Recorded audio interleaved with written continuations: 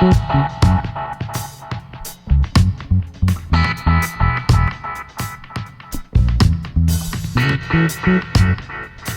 everyone, Joe here. You're probably wondering why I'm all scrunched to the side of this video today, and that's because I finally get around to doing the review of the BenQ BL3200PT.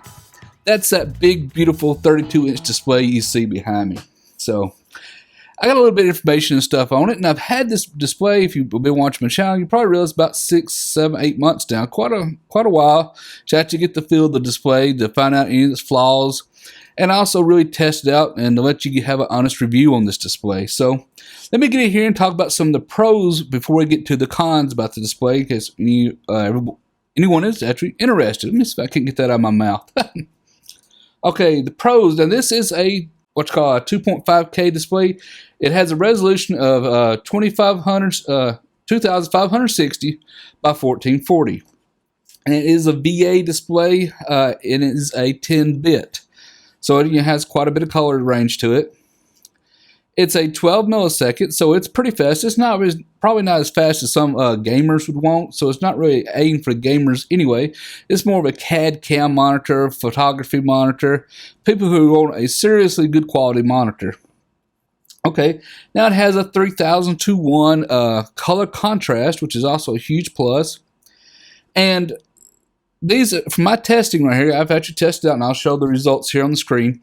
It is 100% sRGB accurate. Now, I've had a lot of people talk about that it's not fully sRGB accurate. For my test using the Spider 5 Pro from Datacolor, it is 100% sRGB accurate, which is very important. It also 75% of NTSC. And it also has 79% of Adobe RGB. So, it has a very good color spectrum to it here. And, okay. So, let's get into a few more features about it. It has 2 USB 3.0 ports here on the side. It has 2 USB 2.0 ports, but they're kind of up under the back. Really hard to get to. But if you have like a printer or something you need to hook up nearby, they're good for that. All right. Now, it has an SD card reader, but I'll talk about that here in just a moment. It has HDMI 1.4. It has a Displayport version 1.2. And plus the DVI and also your older D-sub. Okay. Now it does have a pair of 5-watt built-in speakers, but most people don't want it. But if you're in an office type environment or just in a bedroom where you don't need loud speakers, they'll probably work really well for you. Alright, now it has a wired remote for the on-screen display. Now, you'll notice it lights up. You probably might be able to see down here at the bottom, but I'll show it in the video.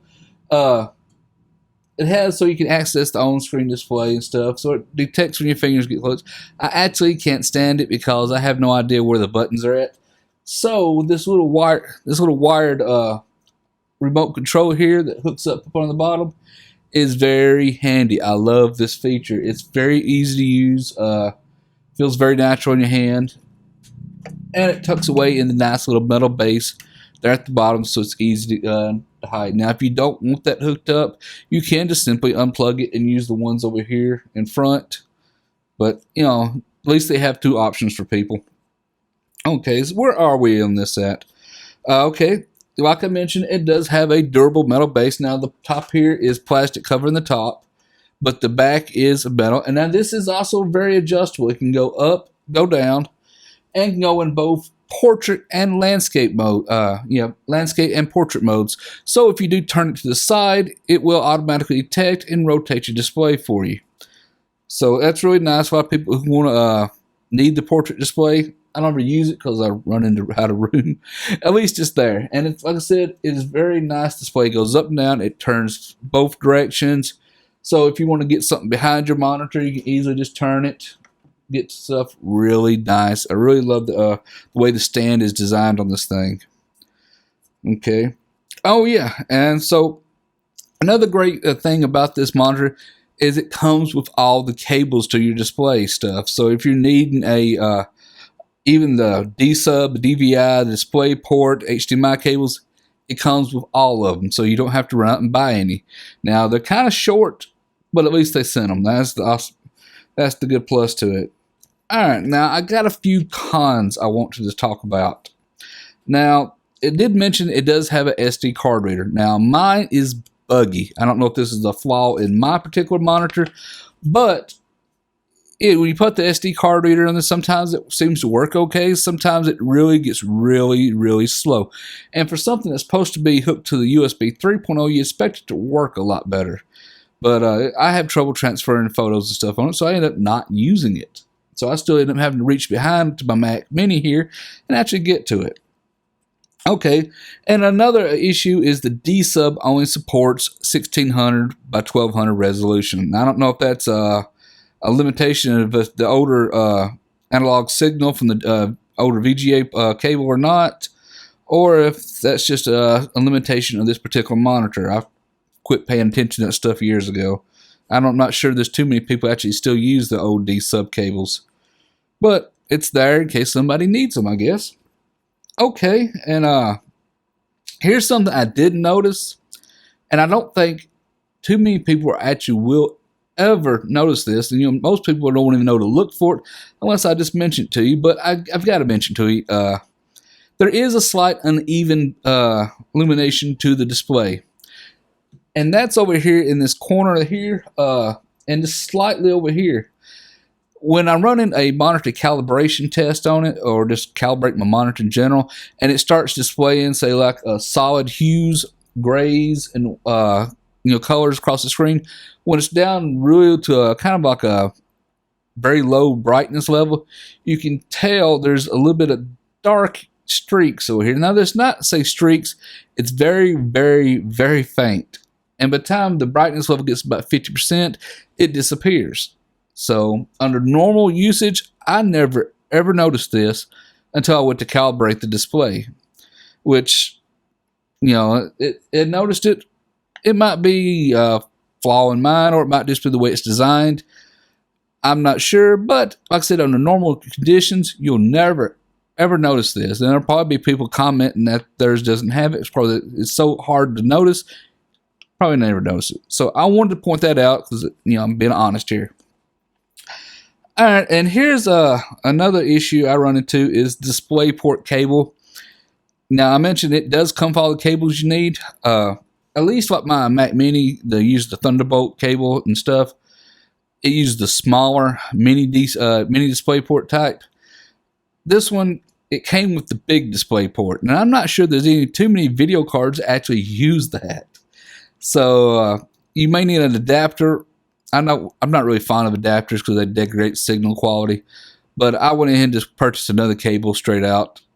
So I just want to point that out in case somebody is ordering it. And one other thing I did notice when I was hooking mine up, I could not use the HDMI output from my Mac Mini to the display because it also would not run a high enough resolution. Now, if I'm not mistaken, that's a limitation of my Mac Mini, not the display. The display should run it, but my Mac Mini didn't. So if anybody else is running a Mac Mini looking to get this for photography reasons, I thought I'd point that out. You're going to have to use DisplayPort on the Mac Mini.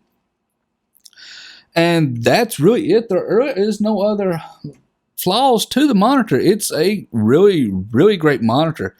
And for a pro quality monitor that's 32 inches, the MSRP on this normally goes for about $999. But I just checked before I made the video here on Amazon. It's currently at the date of making this video.